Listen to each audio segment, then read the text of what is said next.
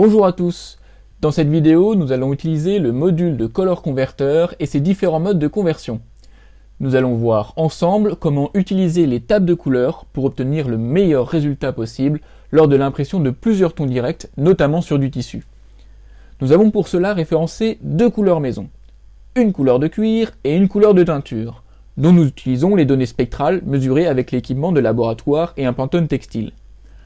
En convertissant les couleurs mesurées avec le profil d'impression, nous obtenons les valeurs qu'aura la couleur une fois imprimée. Et nous obtenons notamment le ΔE entre la couleur avant et après conversion. Mais notre commanditaire a des standards de qualité très élevés car il s'agit d'une maison de grande renommée. Nous constatons alors que les deux teintes peuvent être reproduites en mode de conversion absolue avec un ΔE inférieur à 0,2, mais que la troisième teinte résulte à un ΔE supérieur à 6 dans le même mode et 0,4 en utilisant un autre mode. Nous allons donc convertir chaque teinte selon le mode de conversion optimal. Le but étant de reproduire les couleurs le plus fidèlement possible sur un tissu en utilisant une machine d'impression retenue pour sa productivité.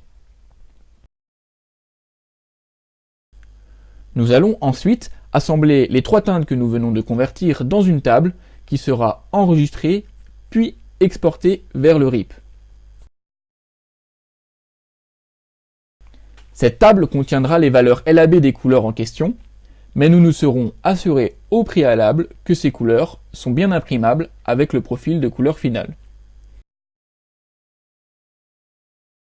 Parmi les modes d'exportation, vous trouverez de nombreux formats pour générer une table adaptée à votre RIP. Vous trouverez par exemple le format Caldera, le format Wasatch, le format Neostampa ou le format CXF. Pour exporter, rien de plus simple. Vous choisissez le mode en question et vous enregistrez le fichier dans le dossier voulu. Pour ce qui concerne la production, nous sommes prêts. Mais il faut également communiquer ces couleurs à tous les groupes qui en auront besoin. Nous allons donc créer une table de couleurs avec les tons directs avant conversion qui sera distribuée aux créatifs. Ils vont pouvoir alors utiliser ces couleurs dans leur design.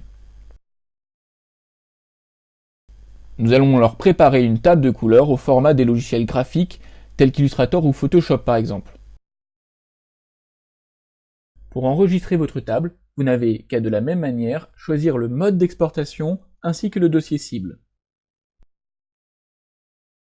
L'opération n'aura nécessité que quelques minutes, mais vous permettra d'avoir la meilleure correspondance possible sans être obligé de faire de nombreux essais en machine ou avec un RIP pour obtenir le résultat satisfaisant.